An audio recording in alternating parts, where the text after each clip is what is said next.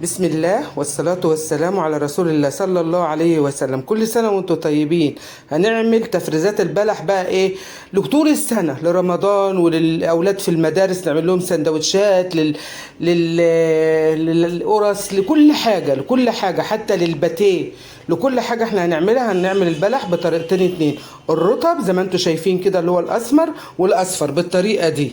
تمام كده، حاجة كده طريقتين اتنين يعني الاتنين فرزناهم مع بعض، حاجة كده فاخر من الآخر. اللايك والشير وسبسكرايب لمطبخ أم محمود لأشهى الأكلات المصرية. أكبر بيكم وليكم، ما تحرمش منكم بره مصر وجوه مصر، إخواتي في كل مكان عشان ما يسقطش منا حاجة. حبايبي اللي في العراق، في أمريكا، في إنجلترا، في فرنسا، في مصر، كله على راس أم محمود. والله تسلموا لي على كومنتاتكم الجميلة واللايك الحلو. ربنا يحفظكم ليا، أحلى عيلة وأحلى إخوات، ما تحرمش منكم. شايفين بقول لكم انا عملت هنا حطيتيه.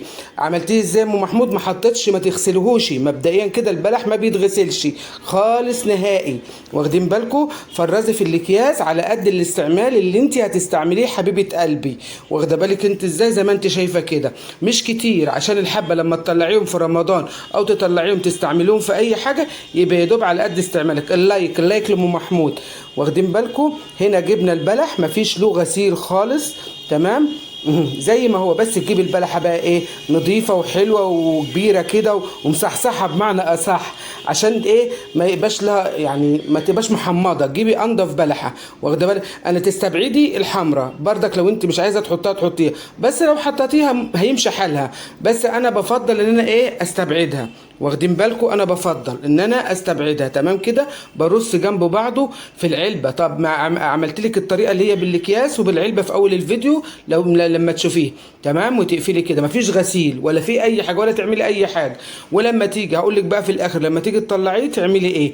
تمام كده، تعملي ايه يا ام محمود؟ تروحي مطلعاه تسيبيه يفك شويه على الرخامه بتاع المطبخ او تحطيه في التلاجة لحين ما انت عايزاه. تمام كده، وبعد كده بقى تروحي مشتغله فيه. طب الطريقه التانيه بقى يا ام محمود، يبقى معانا كده طريقتين، طريقه العلب، ثلاثه كمان اهو، طريقه الاكياس وطريقه العلب، وان احنا هنعمل ايه نقشره. شوفي بيتقشر بسرعه ازاي بكل سهوله ولا في اي حاجه، واخده بالك انت ازاي؟ هتقول ام محمود الاتربه، ما انت هتغسليه بقى بعد كده، واخده بالك انت ازاي؟ لما تيجي تستعمليه تاكليه او تعمليه المعجنات او اي حاجه، ونروح خاليينه من نوى كده، ونروح بردك. انا ما كانتش العلب اللي عندي صغيره، العلب اللي عندي كبيره، فانت اعملي في الايه في الصغيره.